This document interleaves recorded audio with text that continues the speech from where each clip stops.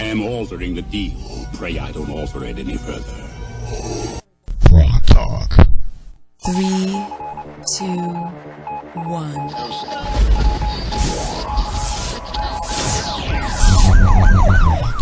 We'd like to welcome you to another edition of GrokTALK, brought to you by New Hampshire's leading conservative blog site, GrokTALK.com. We are your feared extremist, right-wing, hard-charging, gun-toting, opinionated, outspoken, rabble-rousing, letter-writing, radio microphone stomping conservatives and rational libertarians. So get ready for more news and opinion you could only get from GrokTALK.com. GrokTALk.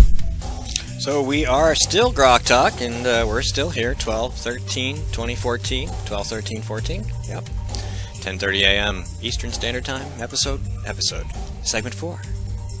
Correct. 4. Correct. Now, 4. I thought you were going all Ferguson on us. You were starting to raise your hands. Oh, Castro. please, Castro. don't go there. Castro. Oh my goodness. I was up, okay? The choir director. Okay, well, this is GrokTALK, brought to you by GraniteGrok.com and the Coalition of New Hampshire Taxpayers. Susan's thrilled. Check us out on Facebook and Twitter by searching Granite Grok. Listen to us on Spreaker, iTunes, TuneIn, Stitcher, and iHeartRadio. Be careful, that thing, that telescopes, so let's be very cautious with that. Hit us with the soft end, please. Oh my. Thank you. All right, so very Animated. I have just empowered you. animated debate. I'm moving back. And I know how far it stretches. you can't get that far away. It's she has reach. Okay, And so she's probably armed as well, so Aren't we all? yes, we are. I have a question for anybody that's out there listening too, if you want to try to answer the question. Because now I actually am doing 3 different things at one time. I haven't been able to really look over the LSRs as well as I should. And I would like to get a count, if anybody can do that, on the number of tax fee, new tax, new fee, new regulation, monetary thing. Aren't they all related to either money or regulations? Not all of them, but I would love to know because Income tax is coming back. Yes, they're talking about that one. I mean, so we have the House majority, right? Republicans have the House majority, ha ha ha, and we have Booten. You put out, Susan, the fact that he has a tax now for motorcycle instruction. We're going to charge what? A tax to motorcycle education. Oh, I'm sorry, it's a user fee. Go ahead again. I'm sorry. If you take the state class, don't they already charge a fee for that? I'm not a motorcycle, but No, you're not. You're a human. Not a motorcycle person. Right. Okay. So there probably already is, but this is New Hampshire. You have to have a tax on the fee or a fee on the tax, or you want to talk? Let me turn off the right thing. If you want to learn how to ride a motorcycle in New Hampshire, and you want to obtain your endorsement on your driver's license, a lot of people come from out of state to New Hampshire to take the motorcycle course, because in Massachusetts it's, I don't know, $300 or something, and in New Hampshire I think it's $100 or whatnot. So of course we haven't seen the language that goes along with this LSR, but it talks about a fee on in-state motorcycle education. So maybe they're going to ramp it up to equal that they charge out-of-state people. I don't know, but good Lord, don't take the class. Practice in your yard. Go down and take the course at the DMV. So they're basically trying to establish a cartel like they do with driver's education. It's a motorcycle tell. Okay. It's not a cartel. It's a motorcycle tell. Okay. So is this like the canoe and kayak tax they wanted to pass a few years ago? Yes. I mean, that started in my committee, in our R&D. And do you know how that started out? R&D being not what I'm Resources, used Recreation, to. and Development Committee, right? So this guy comes in with this great idea that we're going to just sell stickers for canoes and, those kind of vessel for out-of-staters. right? So we discussed that in committee, and I was always against any tax, even if it was hitting out-of-staters, but it was harder to defend it, certainly. Well, it morphed within that session, within that year session. Hell no, it's not out-of-staters. Now it's everybody. It's everybody, so they're going to try to... Like you couldn't see that yeah, coming. No, kidding, So, and it passed. It passed. We stood up on the floor. All the bills, my God, they all go into one mindset here. But I remember we brought it to the floor and we talked about it and said, this is how this really started, and now look at what we're doing. And so now we have that too. So the whole process, man, is just so. It's just a. So you got to register your dinghy, okay? Yeah. How ridiculous! Yeah. Do you have a sticker on your dinghy? I don't. Yeah. Yeah. It says Chiquita. Rule number 1 is passing before my eyes. Hey, you're the one who said we're not regulated by the FCC. I know, but you are regulated by me. By the That's GG. True. That's true. The GG. I don't know. This thing is depressing. I'm getting depressed, guys. And again, it goes back to what we see is that slow inversion of the relationship between the citizenry and the government. The island's tipping over. Yeah. Well, It's maybe, sinking. Well, again, we were created as a land where citizens happened to have, the citizens had a government to do some things that the citizenry either didn't want to do, or it was best done by a government. Because as conservatives, we like an ordered society. The problem is that as that government turns and says more and more into our lives, it's no longer an ordered society. Mm-hmm. It's becoming a legalized bar society where all of the, instead of relying on the inside governorship of us all that says this is right, this is wrong, the little guy on your shoulder, the progressives have said you don't need to obey any morality at all. But then they've gone with the external morality of progressivism, which is the steel bars of law. Yes, thank you. Steel bars that hem you in. Sure. And you can have complete freedom, but only within the cage that they are building. They have effectively taken a citizenry with a government and turned it up to a government with citizenry. Right. And we've let it happen. And how they did it is they go right through, they aim right at the virtues, they aim right at tradition, and they eat it out from the inside. Hayek has the whole idea of an ordered society is based on tradition. And if you have all of these institutions, these government institutions in there, and they start stepping down, society has to step up. The inverse is correct, and that's what you guys are talking about here. When they start taking away, the criticizing and mocking religion, the family, all of the cultural institutions we hold dear, the traditions, all of a sudden, all of those charities, they go away. Who's going to step in? Oh, well, big government steps in, and it feeds itself over and over again. And so to reverse it, we'd have to take down the government, and I don't mean like literally take down the government. I mean ratchet it back. Take back our rights. Take back our rights, but that means civilized society and churches and charities. There's going to be that void, and that has to step up, and people need to participate in their communities again and help out your neighbor, and not just wave at them. As they're struggling to shovel their driveway, you go over there and you help them out, and that's the problem. Absolutely, I think this is the place where Granite Grok and people like Susan and Kimberly and all you guys out there that are ready to put that word forth, we have to empower the citizenry again to take back what is theirs, to let them understand this is yours, this is ours. I'm going to take one exception to what Scott said, because it gave me the implication, as you were talking, that people just stopped doing this, so government had to come in. I would disagree in that since the time of Wilson, and especially with FDR, you saw that inversion starting to happen, where it was government crowding out because of that foreign political philosophy called progressivism, and it really is a foreign, non-American, un-American philosophy. That's right. Yeah, that has said only government can be good, and has crowded out all of our what used to be parts of our civil society. They used to do all this. That's stuff. exactly right. And if I said and implied something else, that was a mistake. I didn't mean to do that. No. But what? I understood Scott to say exactly what Skip was trying to say. You guys are in violent agreement. Right.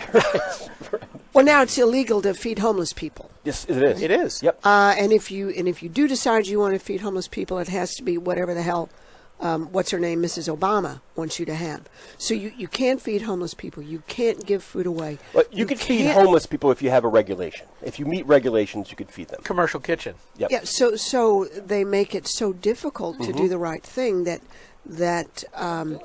it becomes illegal to be helpful. It becomes illegal to be good.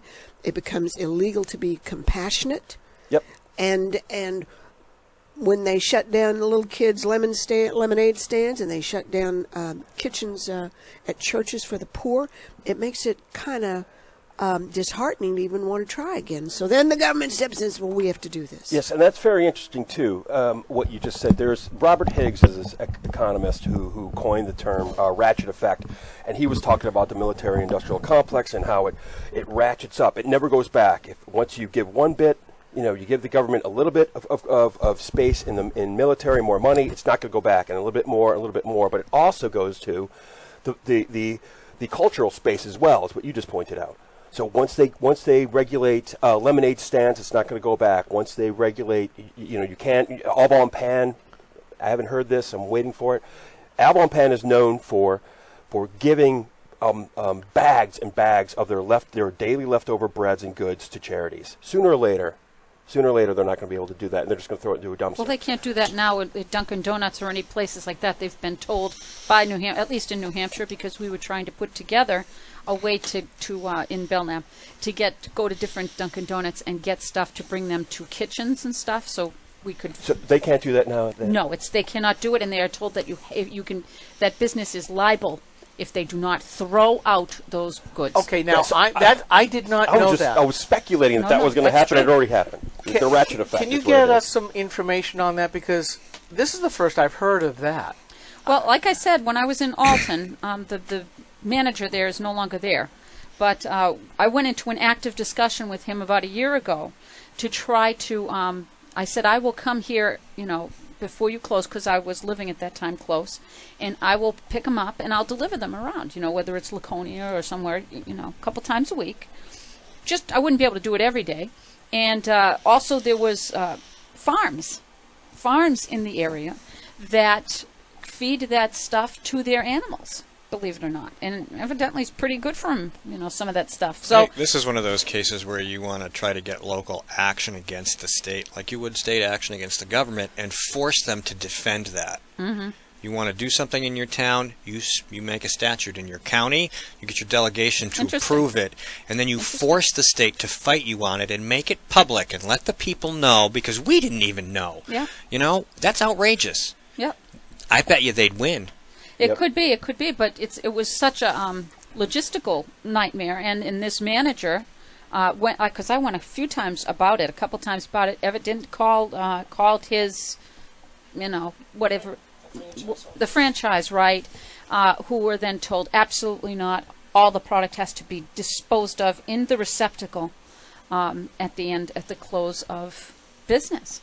So. And Dunkin' Donuts could certainly do that as a company thing, because a lot of companies, because of their brand, they don't allow anything that doesn't meet a specific degree of quality for public consumption. But this would be a voluntary thing, sure.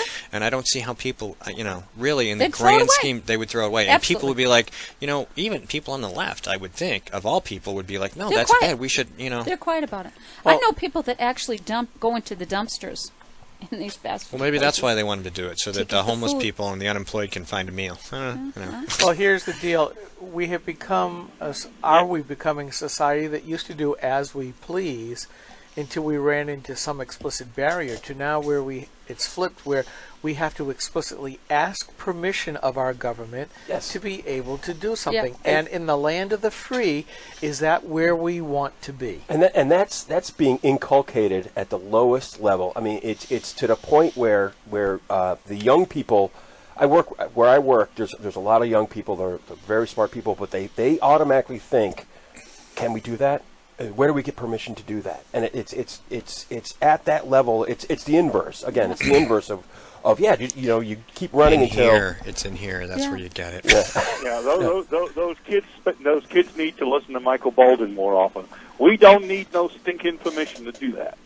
Yeah. Well, I just want to add because I just looked up, and Manchester, New Hampshire has is a city that doesn't allow people to feed the homeless. And what's that? Manchester, New Hampshire. I'm looking it up right now. I looked it up right now as the National Coalition of Homeless singled out Manchester. But the thing is, part of the reason restaurants probably don't want to do it as well is because of potential liability. Because some scumbag lawyer is going to be right up front and sue the restaurant if, God forbid, the person got sick who got the free food from the restaurant. That's true. That's right. That was part of the discussion, absolutely. But my question is if you had a person that signed up, because I told this guy that, I forget what days it was, I would come down, I would take the boxes, I would sign off, that I picked up the boxes, and I would bring them, because there was a while that I was bringing stuff to the food place in Concord. I was delivering some food around the holidays to them.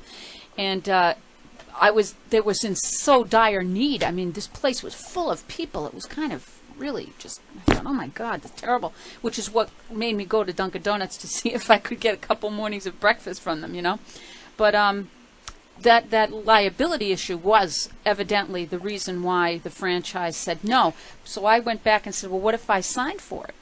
So that it's not just anybody coming in to get the food and do whatever with it. That the food was going from there to this kitchen, and thought, no, they wouldn't touch it. Yeah, and I think that we have marched far afield from what de Tocqueville saw in the middle 1800s, where he was just in awe of the civil society, and that's the middle part that we are losing rapidly here in the United States. We have government, which was supposed to be small and limited, buffered, and what was supposed to be buffer the people from the government was this vast expanse of civil society and civil organizations like the Red Cross or this or that and everything else, where citizens would gather together, band together, help somebody or something out for a while, and then disband. But it's like you said with the ratcheting effect, Scott, that government comes in, solves a specific problem, and then the people inside that solving situation go, oh, we got to keep our jobs. What else can we do? Exactly, and that's where the administrative state starts running amok, right? Yeah. Because, all right, we have this department, and we did what we were supposed to do, but we need a new charter. Yeah. And so they start going on, and it's become self-serving. Yeah, in the last 2 years, I've seen more and more people and more papers and even a couple of books talking about the administrative state, in that, maybe we won the Cold War against communism and Marxism, but now we're in the new war against an overbearing administrative state of bureaucracies that just believe that they know better than us. And the person I talked to last night was saying the same thing, that the legislature was being overrun by folks in the unions, the public employee unions, that are now bending the legislation for their own selves. So it's becoming a circular pattern, and he's very concerned. 300 million people with an administrative state headed by 535 people and their minions. That's an administrative state. 300 million people have given up control of their lives and their wallets and their goodness to 535 people and their flunkies that take time off from work and go stand out on the steps of the Capitol and protest. Oh, absolutely, and they look at you incredulous when you question them. I mean, when Koskinen testified, I mean, he personified the smugness and the self-righteousness of all of these bureaucrats of like, well, how dare you question me? I'm protecting you. You don't know your place. This is the IRS commissioner testifying in front of Congress over the Lois Lerner targeting. It's kabuki theater on a Potemkin stage. Mm-hmm. Very well put. Very well put. So, and even in my little hamlet on the budget committee, How dare I cut any money? How dare I not give raises? How dare I demand that you pay as much as I am for my health care? Mm-hmm. How dare you do this? How dare you do that? You are a cold-hearted... It's all about the quality of life, Skip. What is it that you don't get? Yeah, well, tell that to the pensioner down the street that's about to lose the widow that's about to lose her house because you're just going to finally jack up the taxes that are finally going to put her out on the street. Mm-hmm. Who's being cold-hearted? You're supposed to serve us, not the way around. We are not your wallets. Mm-hmm.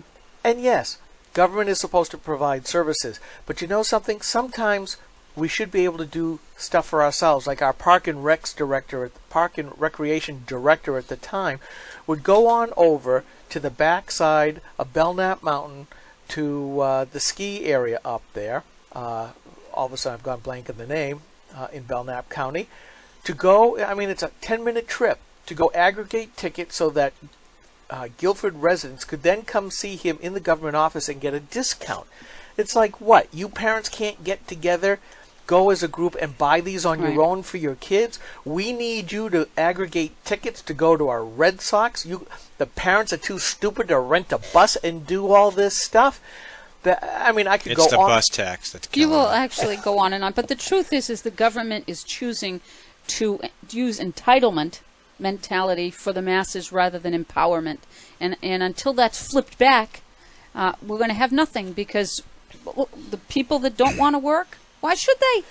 Well, we saw that in the Mary Landrieu thing. I posted that sheet of paper that basically said, if you don't vote for Mary Landrieu, here's all the list of entitlements that are going to be taken away from you. It's like there's no chance that this is going to be taken away from you in one Senate race. Trust me. But that's the scaremongering that was used, and it basically proved Romney was right about the 47%. Period. Just like the war on women, it was merely kabuki theory. Well, we could use it the other way around, right? Our side could simply say, well, those entitlements will get taken away. They will get taken away at some point because we cannot maintain a $18 trillion debt and That's plus, which is what was it just reported? The Cromney bus adds another 3-point-something trillion to it. Yes. So that the entitlements will go away. It's just, do you want it the nice way, or do you want it the harsh way? Years and years and years. When the left and the progressives on the right go, we need to give these people this thing. What happened with Medicaid expansion? People who already had insurance in New Hampshire just moved over. Sure. What's going to happen when there's no money? You're going to be left swinging in the cold. We keep telling you, you're the best chance you have at success. The government's going to screw you the first chance they have to. And I will say this, and I know, having run a daycare, see the people who came in under the state aid, they are the least grateful people that I had at least 80% of the time. Isn't that sad? There were some single moms, they needed somebody to watch over their kid, but they always tried hard. They made sure the kids were clean, their clothes were, they may not have been new, but they were certainly stitched up and patched and all of that stuff. They were trying to work a part-time job, going to school at the same time.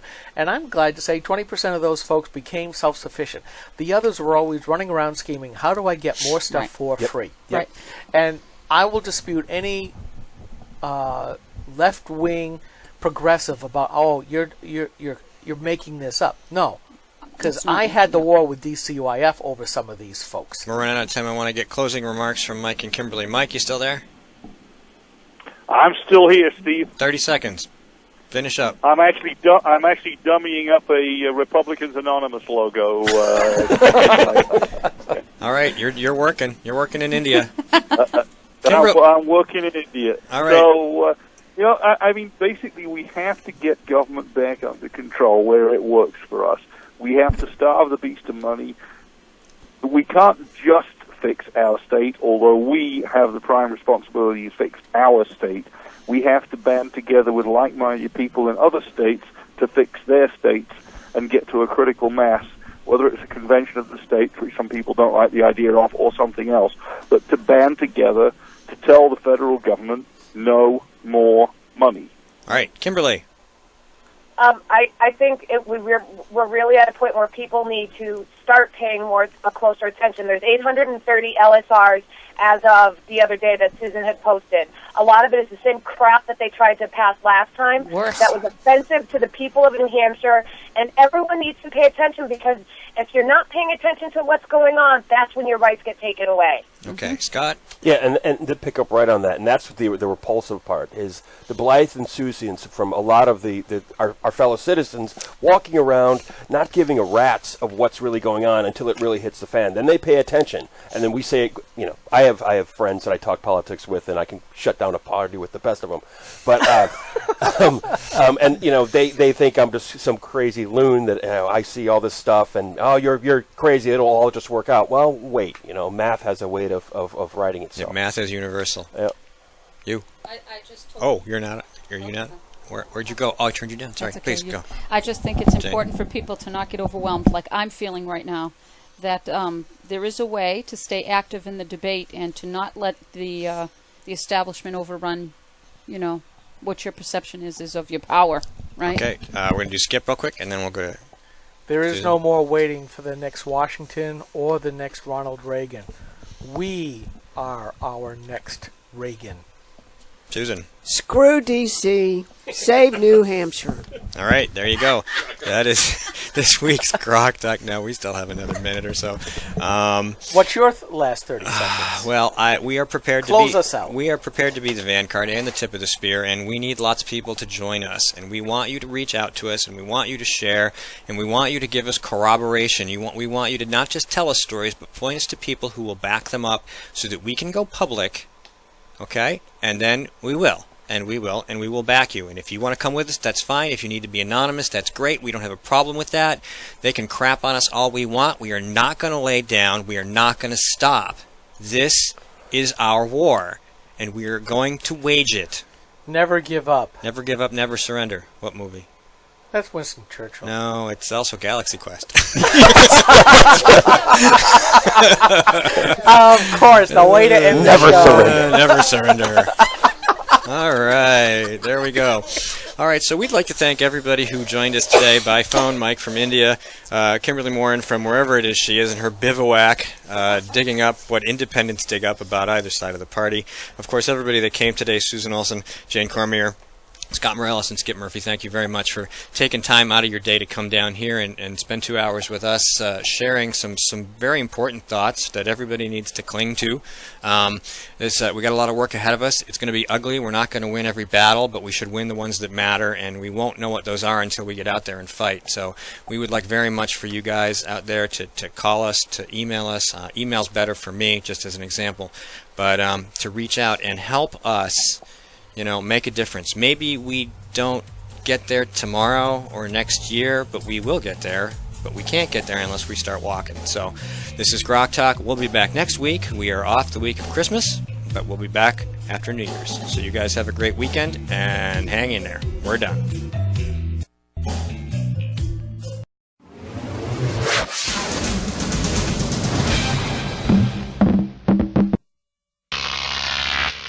Grok TV.